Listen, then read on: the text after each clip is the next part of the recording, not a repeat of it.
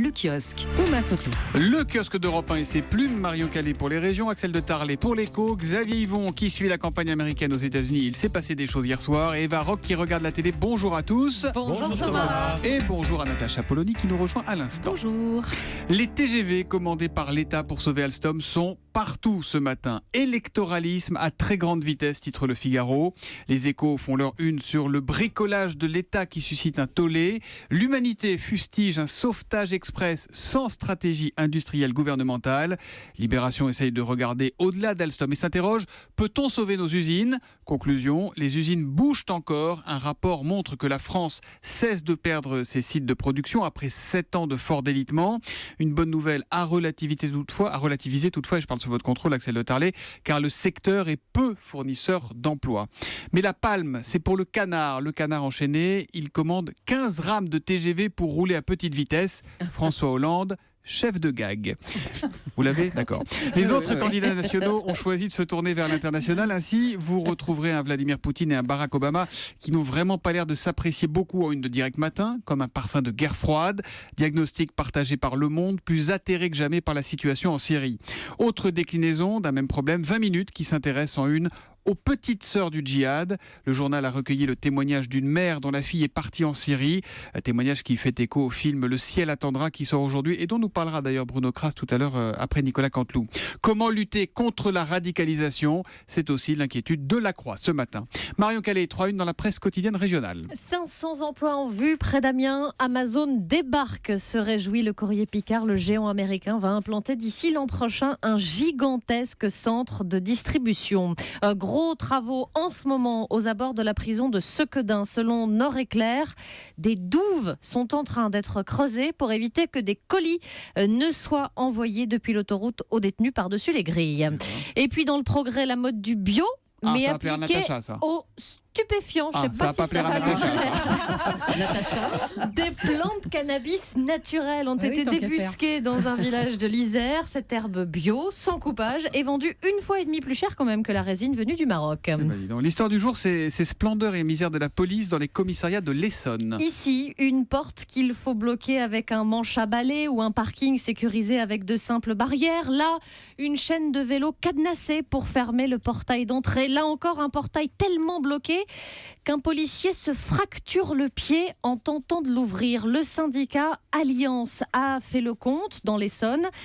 Les portes d'accès à 6 commissariats du département sont hors d'usage, en plein état d'urgence. Et alors que les forces de l'ordre peuvent être des cibles, le constat a de quoi inquiéter. Nos collègues ne sont pas en sécurité, dit le syndicat. D'autant que dans certains commissariats, des réparations ont été demandées il y a déjà de ça plusieurs mois. Demandes transmises à la direction régionale qui doit aussi gérer les problèmes de vétusté de certains bâtiments, rats, cafards, WC bouchés. On est à la limite de l'insalubrité, se désole un policier dans le Parisien. Voilà, c'est pas un cas isolé, c'est 6 commissariats pour le seul département de l'Essonne qui ont été répertoriés par le quotidien ce matin. Axel de Tarlet, alors lui, il s'intéresse plutôt au monde du luxe. Axel, vous le connaissez. Et malheureusement, l'industrie du luxe n'est plus à la fête non plus, c'est-à-dire dans le monde. Axel. Et oui, puisque c'est la fin de la Fashion Week qui se termine demain. Et on vous y a beaucoup vu d'ailleurs dans les allées des défilés. Pourquoi vous riez tous ? C'est pas mon genre. Et Le Monde écrit d'ailleurs que c'est la fin de l'âge d'or. Donc c'est pour ça que je n'y étais pas, vous voyez. C'est-à-dire que le marché du luxe ne croît plus. Il y a même de grandes maisons comme Bottega Veneta ou Cartier qui ont des performances négatives. Alors quel est le problème du luxe ? C'est qu'il n'y a pas de nouvelle Chine. Cela faisait des années que le luxe surfait sur l'ouverture de boutiques en Chine. Et bien maintenant, le marché chinois est saturé. Et en plus, il y a eu le président chinois qui a lancé une campagne anti-corruption sous l'angle arrêtez d'acheter tous ces sacs ostentatoires. Donc bref, la Chine n'est plus porteur de croissance. Et à l'inverse, en Europe ou en Amérique, on a l'avènement d'une génération Ikea, les moins 40 ans, qui sont beaucoup plus dans la culture du produit jetable, qui n'achètent pas un produit de luxe en se disant « Ah bah je l'ai, je vais le garder toute ma vie. » Aujourd'hui, on achète un objet, on sait qu'on va s'en lasser. En tous les cas, on n'est plus dans le culte de l'objet unique et éternel. Et dès lors qu'on est avec cette prédisposition, eh bien... On achète moins cher. Et surtout, on achète sur Internet à un prix, on achète de l'occasion. Ça s'appelle l'achat malin, c'est totalement assumé. Et même, on se dit qu'on va revendre ensuite son produit de luxe une fois qu'on en sort sera lassé. Et c'est un autre aspect qui est un troisième point, qui est la conséquence d'ailleurs de cette perte de substance de l'objet, c'est que pour la nouvelle génération, eh bien, l'expérience devient plus importante que l'acquisition. Plutôt qu'acheter un énième hit bag, vous savez, c'est l'expression, le bag qu'il faut avoir, le hit bag, must have. Le sac qu'il faut avoir. Le Et là, on sent qu'il y a voilà. quelques filles dans le studio. Oui, on parle anglais pour donner de la profondeur au luxe. Nous, on a des sacs à dos, nous, Axel, on n'est pas comme ça. On est des hit girls. Eh ben non, voilà. Eh ben maintenant, on veut plus avoir le hit bag, on préfère une expérience type un week-end dans le Périgord pour une expérience de chasse aux truffes, vous voyez. On trouve ça plus intelligent qu'acheter un énième hit bag. Voilà, le problème c'est que la France c'est le numéro 1 mondial du luxe, que ça fait vivre 500 000 personnes, 500 000 emplois, 150 milliards d'euros de chiffre d'affaires. C'est un vrai problème économique. Et oui, voilà, puisque c'est un des piliers de l'économie française. Donc allez acheter un hit bag pour aller ramasser les truffes et comme ça tout le monde sera content. Des hit truffes. Très en forme, Julie, ce matin. On part aux États-Unis tout de suite, en direct de la campagne américaine. On retrouve à New York Xavier Yvon. Xavier qui vient de passer 1h30 à regarder le débat à la télé entre Mike Pence et Tim Kaine. Vous savez qui c'est ou pas, Mike Pence et Tim Kaine? Les colistiers. Exactement, les deux candidats à la vice-présidence de Donald Trump et d'Hillary Clinton. C'est vrai qu'on les connaît pas très bien, Xavier, ces deux-là. Ouais, je vois qu'il y en a qui suivent. C'est sûr que ces deux candidats à la vice-présidence sont un peu écrasés par la personnalité de leur colistier. Ils le disent eux-mêmes d'ailleurs. Tim Kaine avoue qu'il est boring, ennuyeux, et Mike Pence, lui, dit que personne ne le connaît. Ils ont un peu le même profil. Ils sont dépressifs, les deux, là, non?